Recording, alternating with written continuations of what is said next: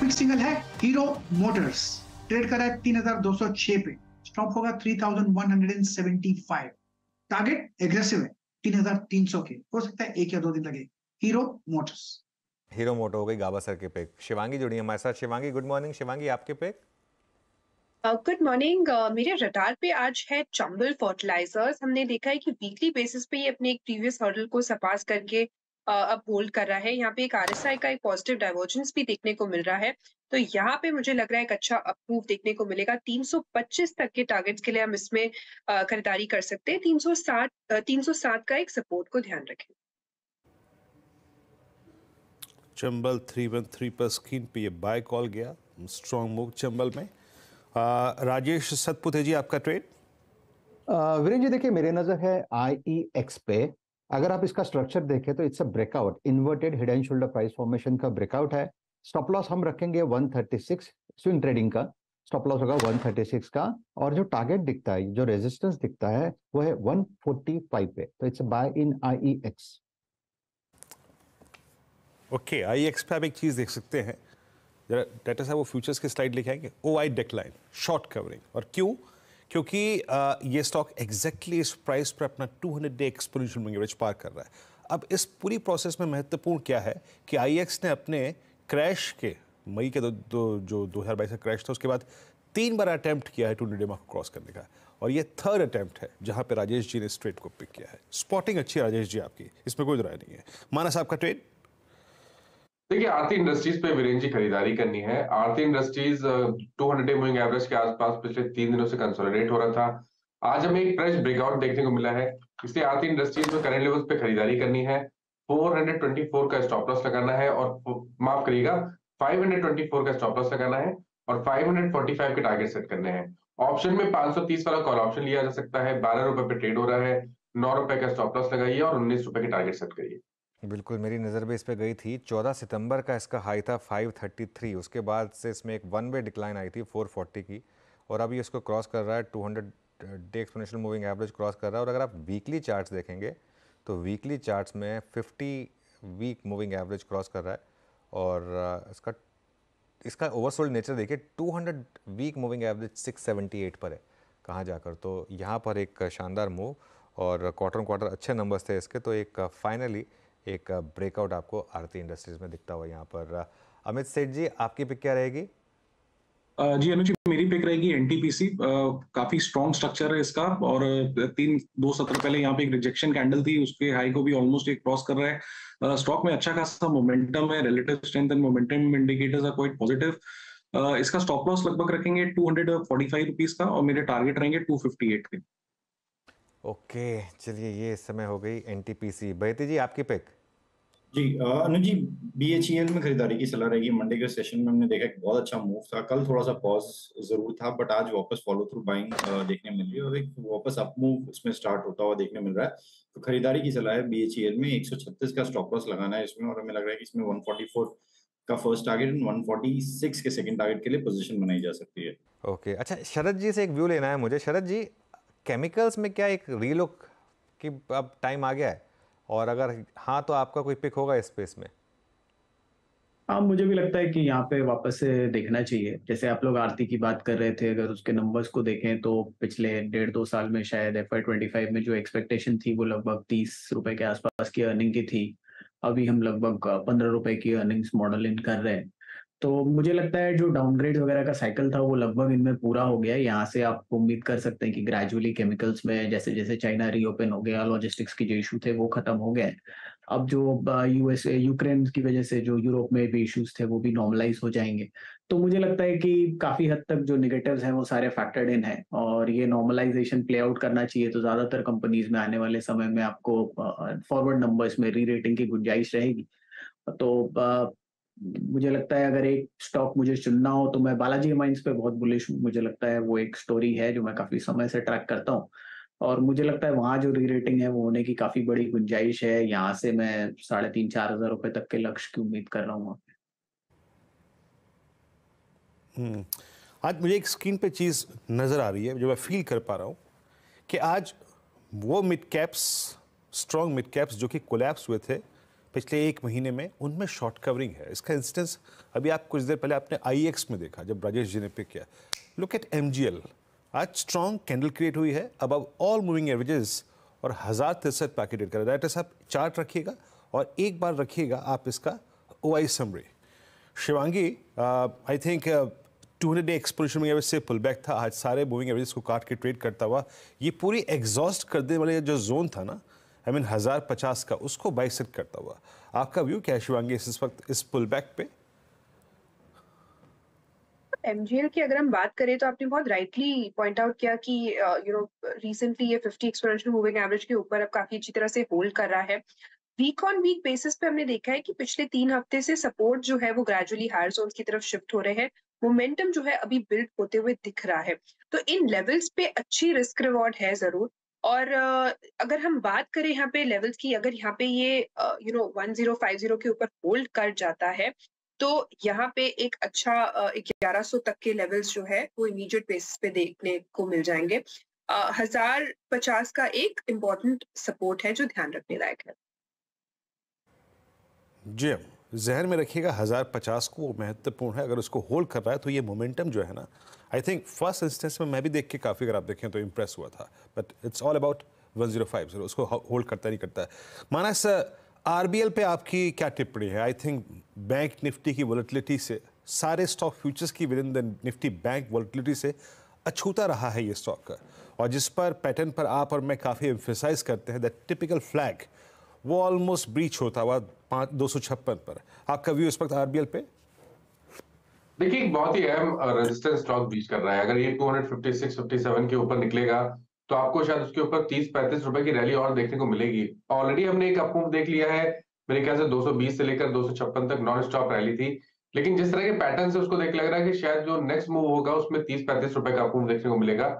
तो आपके पास long position है तो बिल्कुल होल्ड करिए। स्टॉप लॉस को ऊपर रिवाइज करके 240 रुपए के नीचे लगाएं, और जो नए टारगेट होंगे वो 285-290 के रेंज में रहेंगे। ओके, आज मिड कैप में उन स्टॉक्स पर नजर रखिए। अच्छा, इस बीच राजेश सतपुते जी के पास एक कॉल है। राजेश जी, क्या पिक किया आपने? वीरेंद्र जी, देखिए ऑटो सेक्टर में मोमेंटम अच्छा आ रहा है। मुझे लगता है कि हीरो के बाद एक नजर है महिंद्रा एंड महिंद्रा पे। मुझे लगता है जिस तरह से यहाँ पे पैटर्न पैन आउट है, इसका आज का टारगेट होना चाहिए कम से कम 1600 का। 1550 के ऊपर ये तैर रहा है, फ्लोट हो रहा है, जो कल का हाई था उसको निकेट किया है, तो बाय करें M&M। स्टॉप लॉस रहेगा 1530 का। ओके, अच्छा, अभी तक BHEL की बात नहीं हुई है। BHEL लेकर आइए एक बार ज़रा। इंटरडे में अच्छा मूव यहाँ पर इस समय BHEL में। मानस, ओके, आशीष बेहती जी ने कॉल दिया था इस पर, हाँ, इस पर बेहती जी की कॉल थी। ये टारगेट्स और स्टॉप लॉस आगे चलिए, तो फिर इसको स्किप करते हैं, किसी और ट्रेड पर आते हैं।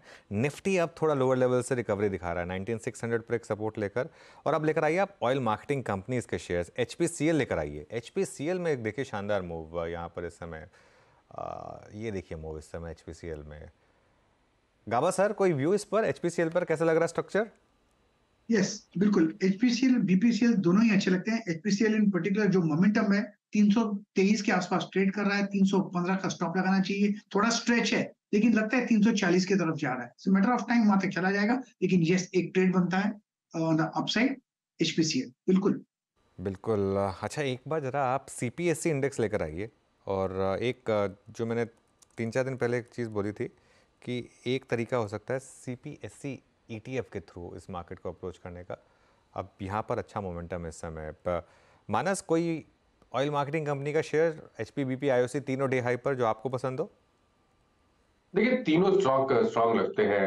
HPCL में 3 दिन का मूव हो गया, तो अभी यहाँ पर करंट लेवल्स पे खरीदारी करने की राय नहीं रहेगी। और IOC में भी अगर आप देखिए तो एक अच्छी खासी रैली देखने को मिली है। लेकिन IOC एक ऐसा स्टॉक है जो अभी जो रिसेंट हाई था उससे थोड़ा सा नीचे ट्रेड कर रहा है। तो अगर एक ट्रेड लेना होगा तो वो IOC पे होगा। 102 रुपए 90 पैसे के स्टॉप लॉस से आप खरीदारी कर सकते हैं, तो कुल मिला के 1 रुपए के आसपास का रिस्क है। लेकिन ऊपर की तरफ आई थिंक 107 रुपए तक के टारगेट आपको IOC में देखने को मिल सकते हैं। तो एक ट्रेड लेना होगा तो वो IOC पे होगा।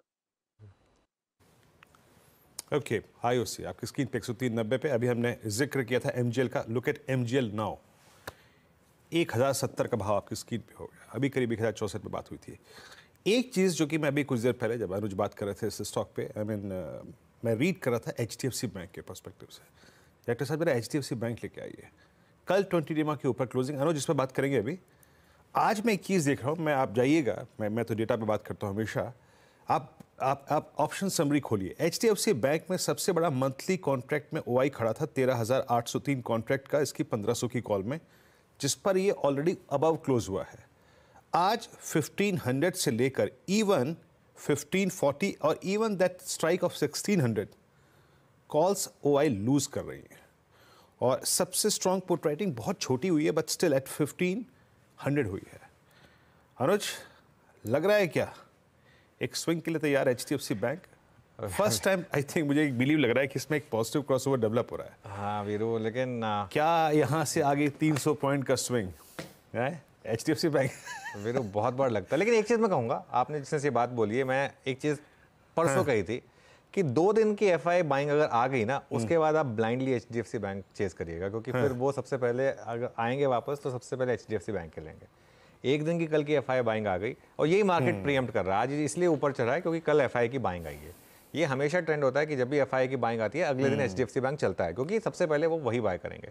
लेकिन मैं एक दिन और दूंगा वीरू, आज का दिन और दूंगा मैं, उसके बाद ही कोई व्यू लेंगे। आज का प्लीज दिन और दे लें, उसके बाद एक व्यू लेंगे यहाँ हैं। ओके, अच्छा शिवांगी, अगर आपने डेटा रीड किया होगा HDFC बैंक का, एक एनालिस्ट व्यू ले रहा हूँ यहाँ पे, आपका व्यू क्या है HDFC बैंक पे मैम? जी बिल्कुल, HDFC बैंक की अगर हम बात करें, यहाँ पे हमने देखा है कि 2 हफ्ते से जरूर बाइंग देखने को मिल रहा है, पर स्टॉक जो है वो हल्का सा इंडेक्स के अंडर परफॉर्मेंस के कारण जो है उसमें थोड़ा बहुत प्रभाव देखने को मिल रहा है। पॉजिटिव है स्टॉक, बट मोमेंटम जो है वो क्लियरली मिसिंग है। तो यहाँ पे जरूर हम एक्सपेक्ट करें कि अच्छी तेजी आए, पर एक जो स्पीड है वो मिसिंग है यहाँ पे। तो मेरा यहाँ मानना है कि हम एक्सपेक्ट कर सकते हैं अराउंड 1550 इमीडिएटली, और फिर जो है 1560 तक के लिए लेवल्स के लिए हम वेट कर सकते हैं इसमें, but speed clearly missing. Speed, तीव्रता का अभाव शिवांगी जी के मुताबिक यहाँ पर नज़र आ रहा है। खैर, अब एक काम करते हैं, निफ्टी थोड़ा सा स्टेबल हुआ है एट लोअर एजेस, करीब करीब 1942 का स्तर यहाँ पर है। एक बार लेके आइएगा पिडिलाइट। कल क्लोजिंग में आई थिंक हम उसको बात भी कर रहे थे और कुछ ऑप्शंस भी हमने रीड भी किया था। 2448 पे क्या करता हुआ ये नहीं, बैकफुट पे आया है, कोई बहुत बड़ा मूव नहीं है यहाँ पर। और टाटा पावर ये करीब करीब 262.50 पे। टाटा पावर मेरे ख्याल से जनाब किसी की कॉल भी थी आज सुबह सुबह, नहीं थी। अमित जी, आप टिप्पणी करेंगे टाटा पावर पे? 262.65 डे हाई पर आके ट्रेड करता हुआ। विनीत जी, टाटा पावर का अगर हम स्ट्रक्चर देखें तो काफी बेहतरीन स्ट्रक्चर है। हायर हाई हाई लोस बन रहे हैं, सारे मूविंग एवरेजेस इसके अलाइंड हैं। और रिसेंटली हम देख रहे हैं कि इसने एक स्विंग ब्रेकआउट दिया था लगभग 256 के लेवल पे, और वहां से हम कंटिन्यूअस ट्रेंड देख रहे हैं। तो इसमें अभी भी फ्रेश पोजीशन बनाई जा सकती है। स्टॉप लॉस रखेंगे लगभग 259 का, और मुझे लगता है इसमें 266 से 268 के टारगेट्स पॉसिबल है टाटा पावर में। अच्छा, अब जरा लेके आइए बजाज फाइनेंस को। अनुज, अभी मतलब हार्डली महीना भर पहले, 100 महीना भर पहले हम इसकी ऑल टाइम हाई ट्रेजेक्ट्री में थे। कल प्राइस डैमेज हुआ, उससे पहले भी 10 दिन प्राइस डैमेज था, बट सडनली आपको एक उच्च कोटि के स्टॉक में 200 day exponential moving average minus 100 रुपये की ट्रेजेक्ट्री मिल रही है। इस ट्रेजेक्ट्री को अगर मैं इन छोटे शॉर्ट टर्म इश्यूज से, इफ्स एंड बट्स से हटा के देखूं तो ये एक बाय ट्रेजेक्ट्री है, स्ट्रॉन्ग बाय ट्रेजेक्ट्री। वीरू, मैं जो सुबह बिग स्टॉक्स में बात की थी, मैं फिर वही कह रहा हूँ, और इसके लिए मैंने आज ना इसको सेल नहीं लिया, आज मैंने इसको रेड नहीं लिया, क्योंकि आज जहाँ खुला ये, एक बार इंटरडे लेकर आइए इसका, आज जहाँ खुला ये अगर वहाँ आपने सेल कर दिया तो वहाँ पर आप फंस गए फिर, क्योंकि वहाँ से अब ये स्टॉक एक्चुअली डे हाई पर है। 6930 से करीब करीब 100 रुपये रिकवर हो चुका है।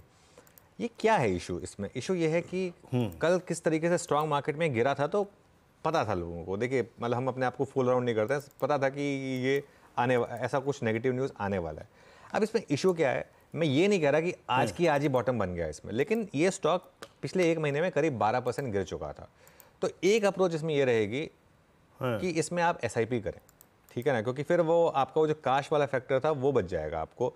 12-13 मेरे ख्याल से कुल मिला के हाई से अब 14% की करेक्शन हो चुकी है, और कितना 5% दे देगा आपको नीचे अगर इस न्यूज़ के बाद एक दोबारा इम्पैक्ट आया तो उसकी वजह से, लेकिन फिर वो आपके लिए एक बाय जोन होगा। ऑब्वियसली आप अपने फाइनेंशियल एडवाइजर जरूर पूछेंगे, लेकिन एक तरीका है कि आप SIP करें, थोड़ा आज ले लें, और थोड़ा वेट करें, अगर ये स्टॉक फिर आज का लो तोड़े और नीचे आए तो ले लें, ये एक तरीका हो सकता है। लेकिन हाँ, ये चीज़ बहुत क्लियर है, और ये अगेन आपको बताता है कि न्यूज़ पे शॉर्ट क्यों नहीं करना चाहिए, खराब न्यूज़ पे, क्योंकि अगर आप शॉर्ट कर रहे हैं उसी दिन के लिए, तो ऑलरेडी जो आपसे पहले शॉर्ट करके बैठा है ना, वो कवर करने के लिए तैयार है, तो वो आपकी वेट कर रहा है कि आप शॉर्ट करेंगे, तो जैसे ही आप शॉर्ट करेंगे वो कवर कर लेगा।